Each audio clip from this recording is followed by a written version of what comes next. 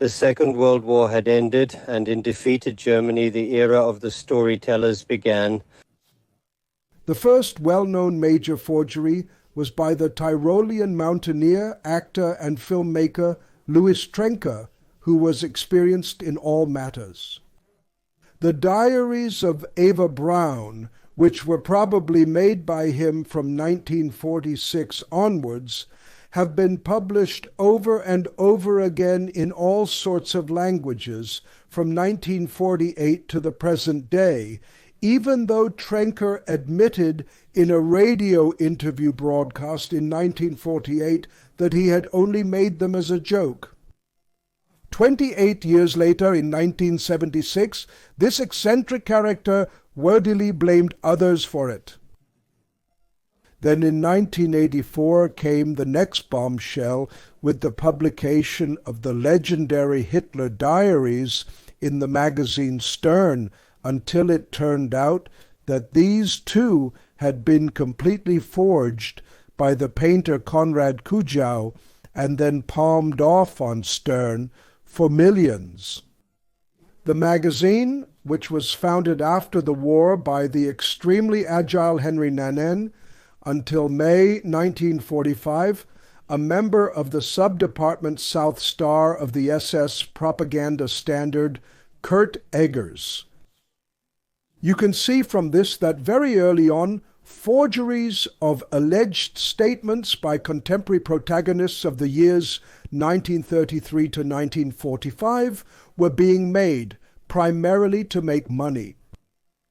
But if even in the grand scheme of things, forgeries were made, or at least the historical truth was handled generously, it is not surprising that often even more minor events are misrepresented, sometimes deliberately to the detriment of history or unintentionally due to, for example, incorrect remembering or recounting of hearsay, especially in the case of events during the last months of the war. Because for most of the events in the chaos of the last weeks, there are virtually no reliable reports, except those that were made from memory by the survivors after the war, often emphasizing their own role as particularly important or exactly the opposite. And if the story threatened to be too boring, a suddenly appeared high-ranking SS officer was often summoned, who gave the whole thing the desired thrill, even if he was only an invention. Thus, in the publications about the last days of Frankfurt am Main, until the occupation by the United States Army in March 1945, SS units that were supposed to and wanted to defend the city to the last man kept appearing. However, in my research conducted in 1984 and 85, it turned out that older eyewitnesses, to whom I showed example pictures, immediately identified tank scouts of the Army Group G driven out from the left bank of the Rhine as members of the SS because of their black tank jackets and the skull badges on them, who drove through Frankfurt in March 1945. In any case, after the war, such mistakes, exaggerations, or fabrications of the so-called eyewitnesses were often written down without checking and then repeatedly copied by new journalists or historical generations, until in the end it was considered truth, and especially in Germany it could no longer be questioned. Then one can also forgive the American authors of the Wikipedia article, quote, "From the Battle of Frankfurt, not take it badly if they bluster." The Battle of Frankfurt was a 3-day battle for control of Frankfurt am Main during World War II. The 5th Infantry Division led the main attack while the 6th Armored Division provided support. The two divisions then engaged in fierce house-to-house fighting against the Germans and slowly advanced north and east through the city. After German soldiers initially tried to set up defensive machine gun positions, they were convinced by the population to leave the city in order to minimize further losses. That's all very impressive, but only a small part of it is true. Just like the German Wikipedia report on the air raids on Frankfurt, Main ends with the mistake that Frankfurt was occupied by the 7th United States Army, where Army is confused with Corps, as Frankfurt was occupied by the 7th. United States Corps was taken, which in turn was part of the 3rd Army, led by General Patton. Now one might consider all this to be inflated trivialities, but when one is so generous with events, troop parts, dates, or locations, historical considerations have lost all value. Until 1985, even in official Frankfurt sources, it was read that at the end of March, SS Obersturmbannführer Löffler had come to the city with a large entourage to defend it to the last man. For 40 years, this had been reproduced unchecked from book to book and from newspaper article to newspaper article without anyone having made a serious attempt to verify the story. Only through my research for my film released in 1985, Frankfurt in the Bomb War 1939-45. The last 365 days, a good part of Frankfurt's war history had to be rewritten. But so that you don't have to spend your time researching, I will show you, using the example of post-war reporting on Frankfurt's last days before the occupation by the United States Army, that the sentence written by Johann Wolfgang von Goethe in Faust from Frankfurt should be enjoyed with caution. So here is the actual course of the alleged Battle of Frankfurt, which in reality was not much more than a handful of skirmishes. The focus is on the last combat commander of Frankfurt, Lieutenant Colonel Erich Löffler. He was born as Max Erich Löffler in Eisenach, the son of the guard Georg Löffler and his wife Anna. From April 1914 to April 1922, 8 years of attending Eisenach Elementary School, then until April 1925, attending Eisenach Trade School, then on April 11th, 1928, he joined as a rifleman in the two located in Eisenach. Battalion of the Reichswehr Infantry Regiment 15. Löffler was then promoted to senior rifleman in 1930 on the 1st, November 1933 to private on the 24th, November to undercollector candidate, and on the 1st, June 1932 to undercollector. From April 1931 to April 1934, Löffler was then a student at the Army School of Administration in Weimar. On June 1st, 1934, he was promoted to undersergeant. October of the same year, he had already been promoted to senior sergeant. On the 1st of October 1935, his appointment to the function of a master sergeant had taken place, just like Spiess. Löffler was then on the 15th. October had been transferred as a company sergeant to the Infantry Regiment 57 in Siegen, which was set up on the same day. From April 1936 to April 1939, then attended the Army Technical School for Administration and Economics in Siegen. On January 1st, 1940, he was appointed as an officer candidate, and which was probably only possible during the war, was promoted on March 1st, 1940, to 3 ranks at the same time: Staff Sergeant, Lieutenant, and First Lieutenant. From June 26, 1940, he then became the leader of 3, Company Infantry Regiment 57 from 1941, then captain in the 2nd Battalion of this regiment. Already during the Poland campaign, Löffler had earned both Iron Crosses, then in the Russia campaign that led him to just before Moscow, the Eastern Front Medal Winter Battle in the East, the Infantry Assault Badge in silver, Wound Badge in black, 4 Tank Destruction Badges in silver. On the 4th of September 1942, as captain and leader of the 2nd Battalion Infantry Regiment 75, the German Cross in gold, finally as commander of this battalion on the 7th. October 1942, the Knight's Cross of the Iron Cross on the 20th. April 1943, promoted to major, and in the fall of 1944 to lieutenant colonel. He then set up as commander the Infantry Regiment 57, which was destroyed in the South Ukraine in August 1944, not as Red 43, in the then occupied Danish Esbjerg again from the 2. Regiment of the 484th Volksgrenadier Division. Löffler then participated with the Infantry Regiment 57 from the 16th. December 1944 to 21. January 1945 lasting and then unsuccessfully discontinued Ardennes offensive. He then most likely handed over his regiment as commander at the end of January.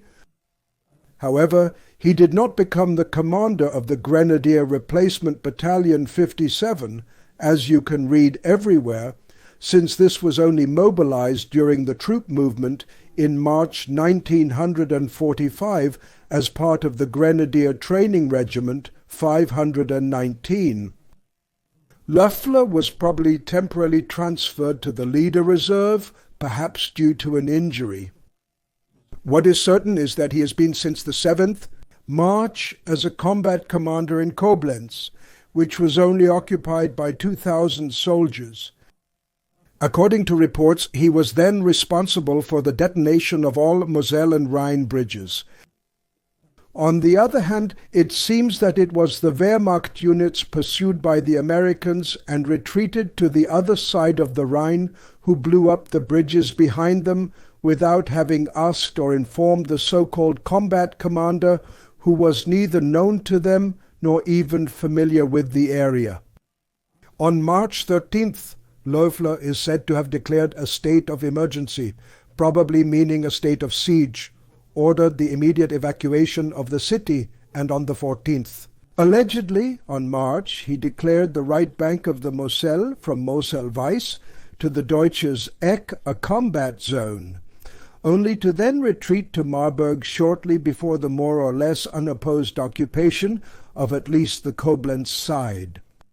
But at this time, Löffler was no longer the commander of the Grenadier Regiment 57 in Marburg, but, if anything, the commander of the Grenadier Replacement Battalion 57 in the reserve unit, led by a Lieutenant Colonel Erich, the Grenadier Training Regiment 519, which was set up in Marburg. This regiment is subordinate to Division No. 409 under General Albert Zähler was part of the operation on the 25th, March 1945, ordered and triggered by the deployment of training units People's Movement mobilized where the mobilization locations are not known. In any case, it was already on the 24th. By March, the Grenadier Replacement Battalion 57, led by Löffler, had been moved on foot to its staging area Hofwigstadt, 3 kilometers northeast of Assenheim, near Friedberg in Hessen, about 30 kilometers northeast of Frankfurt. At this time, precisely from the 1st of February 1945, Major General Friedrich Stemmermann was the combat commander of this city on the Main, an officer who switched from the protective police to the Wehrmacht in 1934, who then made a remarkable career in the Signal Corps, today's reporting troops. For the defense of Frankfurt against the divisions of Petzl's 3rd United States Army advancing from the west, Stemmermann had at most 1,000 men at his disposal. Individual groups of the German Volkssturm consisting of older men.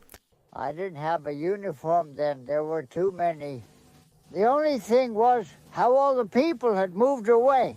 There were about 5 men here on the square. We had the bazooka device and were so jittery, and with just a handful of those cookies there, we were supposed to shoot the tanks. I could just shoot into the goods again because I couldn't do that anymore, and that's how it was.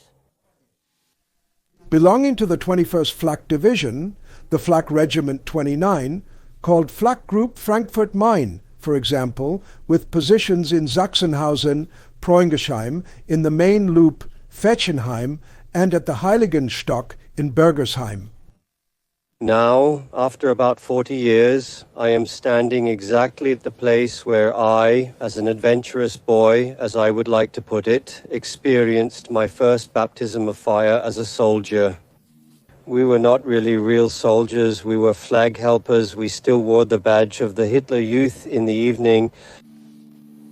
We only became soldiers at a rather late date, when the American army was already approaching Frankfurt and there were concerns that our status would not be recognized and we were in danger of being treated as partisans.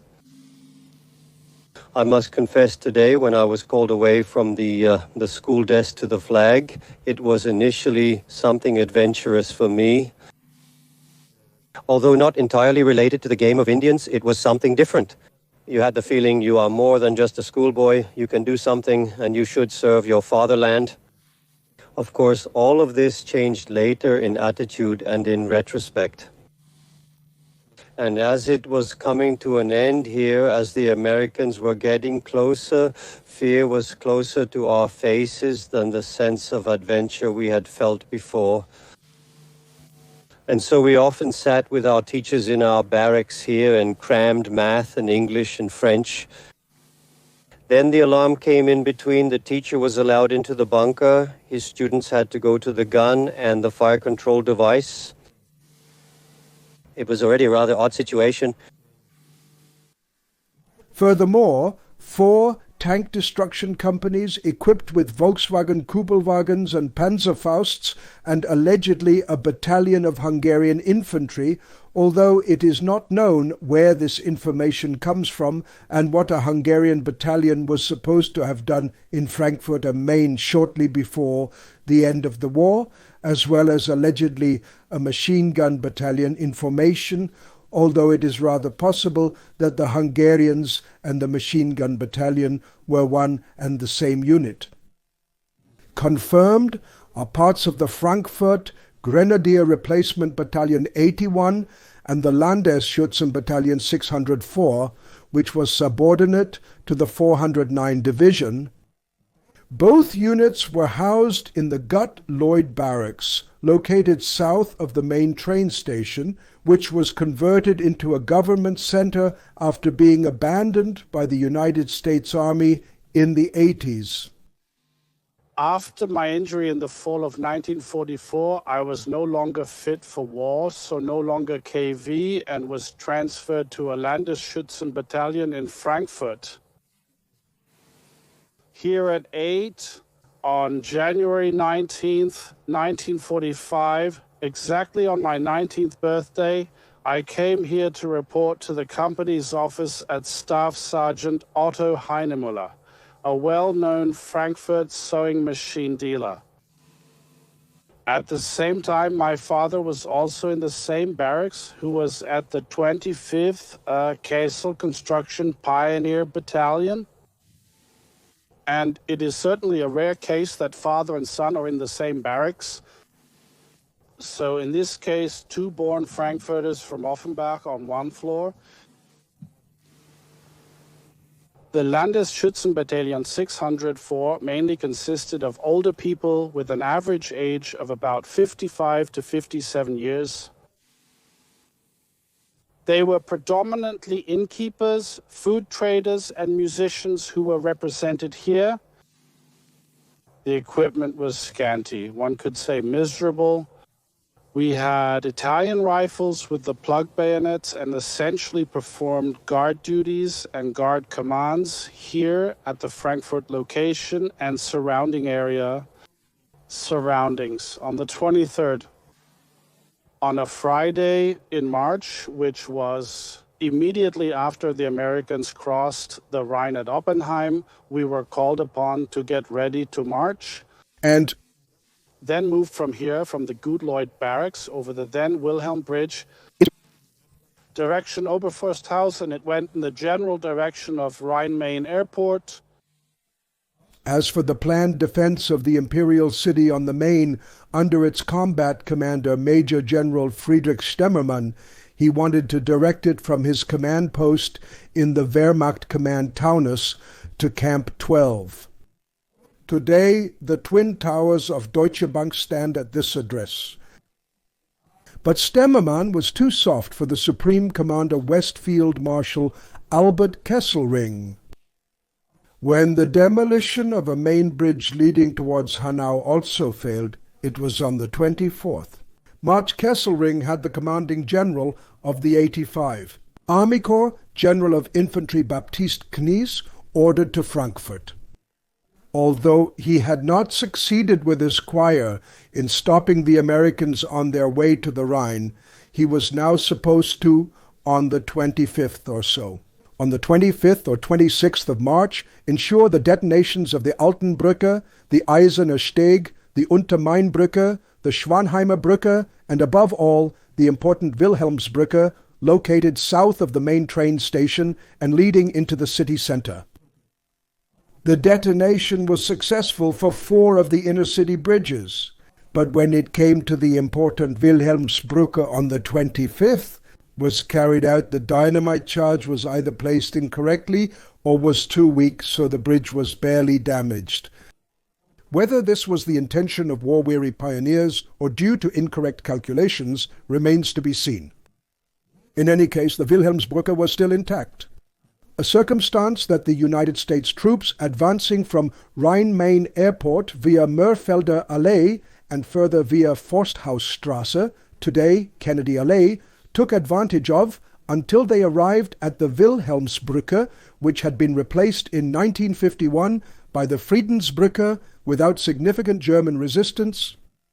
They then stormed towards the city center under the fire deflected from the cathedral, for example, from the 8.8 battery Zöckelbach, with tanks and infantry, in order to establish a bridgehead at the corner of Gutleutstrasse, Scharnhausstrasse, today Baslerstrasse. The attack on the bridgehead, ordered by General Knies on the 26th, was in reality nothing more than a probing of weak German infantry forces, who immediately withdrew after being fired upon by the Americans. That was the moment for General Field Marshal Kesselring to finally remove Stemmermann, who in his opinion was too defensive, from his post as combat commander of Frankfurt on the night of the 27th of March, and to order General Knies to appoint an energetic man. He then ordered Lieutenant Colonel Erich Löffler to be the new combat commander. Back to the Wikipedia report, after Löffler was still in Marburg. I quote, Löffler had already withdrawn to Marburg, the new location of the Grenadier Regiment 57 of the 9, People's Grenadier Division. Here he received the order to set off for Frankfurt am Main with a small staff. On the morning of the 27th, on March 27, 1945, Löffler arrived at the command post in Taunusanlage 12. The announced reinforcement of the defense by SS units did not materialize. It should be noted that apart from the fact that he was there on the morning of the 27th, March arrived in the Taunusanlage is not true, because he was by then at the Hofgott-Wigstadt, about 9 kilometers west of Friedberg, about 30 kilometers away from the command post Taunusanlage 12, located in the south. And the reinforcement by SS is a post-war invention. And even the so-called lexicon of the Wehrmacht, otherwise a true treasure trove with many good pieces of information, is mistaken when it reads there that during the, quote, attack on the United States bridgehead, corner of Gutleutstrasse, Scharnhorststrasse, Major General Stemmermann was slightly injured, because of course Stemmermann was not involved in the violent exploration of the bridgehead. And the lexicon also mentions Lieutenant Colonel Erich Löffler, who went to Frankfurt as the new combat commander. And they talk about his 9-member staff, with which he is supposed to better organize the defense of Frankfurt. Unfortunately, everything is also wrong, as are the claims that Stemmermann had already stopped the fighting. Or to be found in a strange report in the left-liberal Frankfurter Zeitung that Löffler, as one of his first measures, quote, disarmed a unit of Hungarian fascists and sent the Volkssturm home, end of quote. In fact, its individual groups had mostly demobilized themselves long ago. I got the tank ride, and it was said, if the army comes, then they shoot it down. I said, yes, I'll do that. Then I took them and went here. In the 5 months I went here to Danica Street, to Sudeck Street. That's where Zahner Zentner lived, and I said, now we're going to the basement. And in the basement there was nothing but coal left from Zentner, from Zornherz Zentner. And then we said, we'll put the anti-tank weapons underneath, then he'll be ashamed. And the 604 State Guard Battalion had been sent off with concrete orders. On Monday the 26th. In March, we came from Gundhof over the forest path in the direction of the Rhine-Main airport. After about 500 meters, we crossed this clearing here and were surprised at this moment by an American reconnaissance plane that flew over us at a fairly low altitude. Shortly thereafter, several jeeps approached on the road with mounted infantry and machine guns.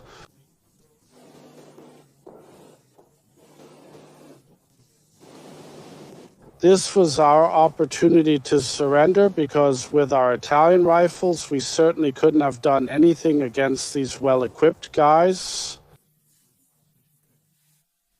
An article in the Frankfurter Allgemeine Zeitung claims that Löffler had barricades removed, probably referring to tank barriers, and ordered the flak battery in Goldstein, which was surrounded by the Americans, to destroy their guns and surrender if necessary. Unfortunately, these are all just rehashed post-war claims, because the flak was under the command of the Flak Regiment 29 and received its orders from there.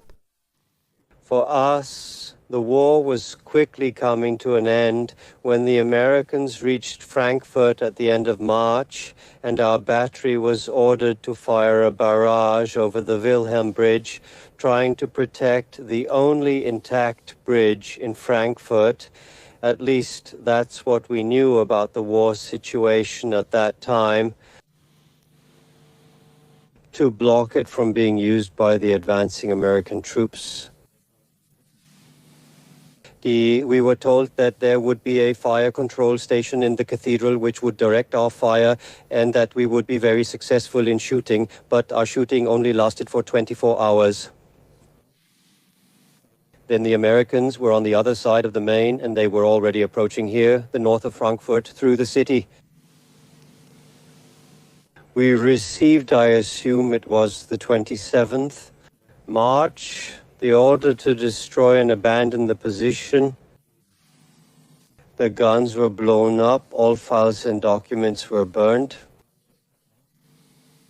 I myself smashed optical devices with a hammer and other tools, destroyed transmitters and other things, and then received the order to retreat towards Wilpeler Wäldchen in the background. But I was no war hero and had had enough, and I turned this order to retreat into a different version. In fact, I threw away everything I had. Rifles, uniform, steel helmet, gas masks, can and the like into the Nidda. I threw 2 hand grenades after it. Then I was a schoolboy again and fled to Bad Homburg, where a friend took me in at a store and hid me as a salesman for a few days. When the Americans then overran us, the war was finally over for me, and I could return unhindered to my parents' house in Frankfurt am Main. On this occasion, another tall tale, this time from the book about the heroic deeds of 10, published in 1947. United States Infantry Regiment, the 5th, identification in the Second World War. In it, an unnamed United States corporal reports that they had caught civilians in Frankfurt using army binoculars and other observation means to direct artillery fire at them, after which they had dealt with them swiftly.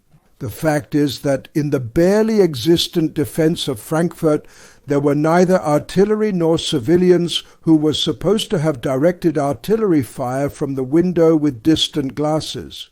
In reality, that was the swift administration of justice was nothing more than a war crime against Germans, which one could boast about with impunity after the war. Correctly reported in the German sources, as I mentioned, is that Löffler, on the morning of the 27th March 1945, arrived at the command post in Taunusanlage 12 and had relieved Stemmermann.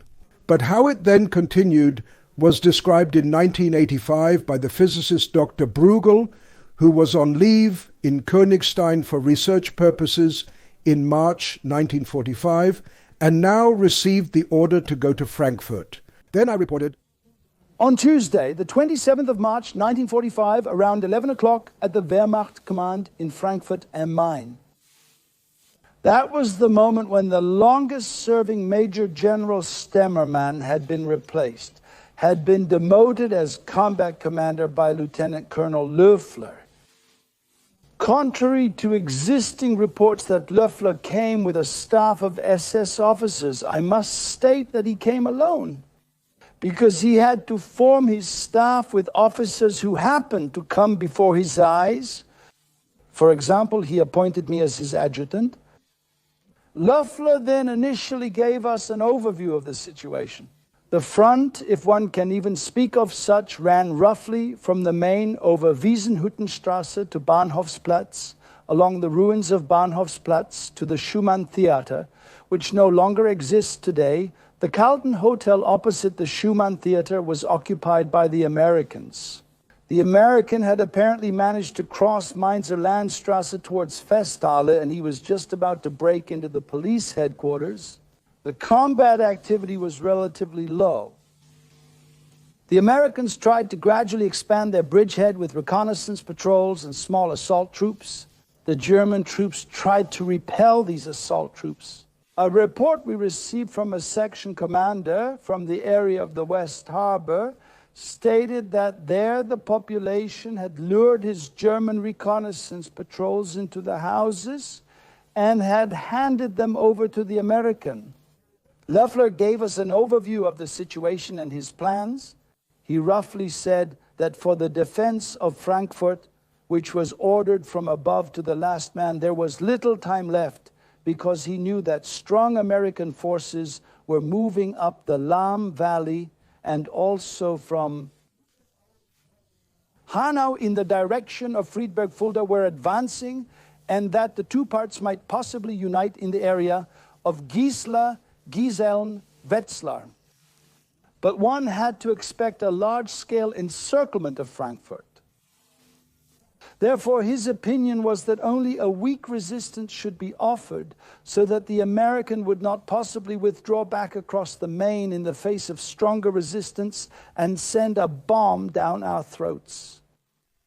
After reports of the Americans getting closer and closer to the combination shown with a blue circle at Taunusanlage increased, Lieutenant Colonel Löffler had ordered the staff to move the unprotected command post to the Glauberg bunker, located about 2.5 kilometers to the northeast, the following night.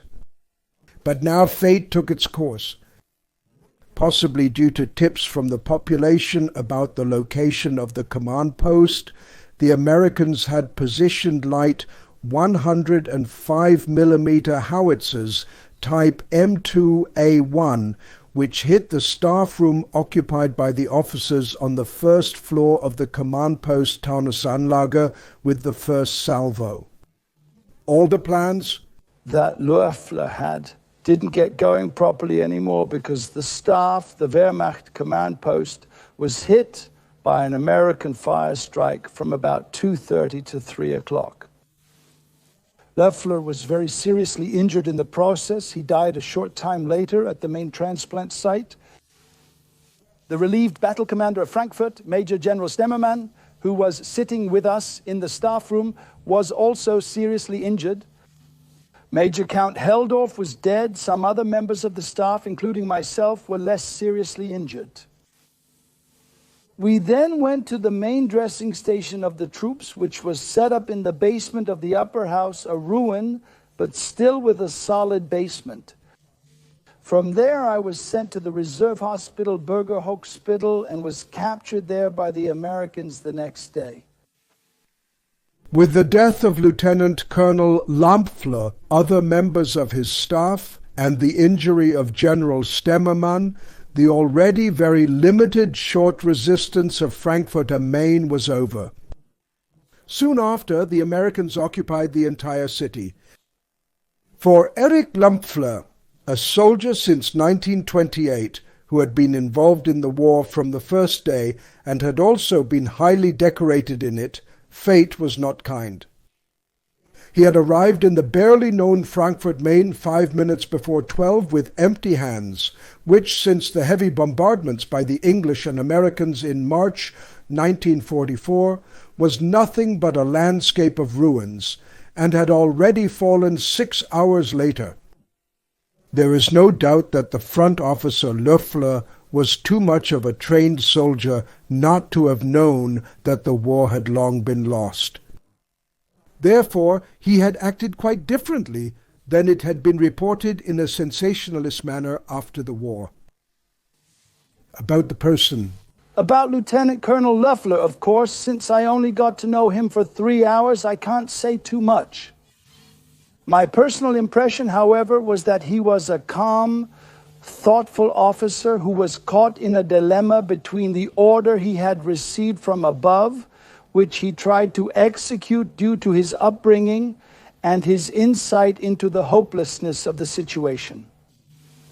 I had the impression that he was not interested in defending Frankfurt to the last man and the last house, but rather in sparing the city as much as possible and getting the people who were more or less subordinated to him by chance out of this mess.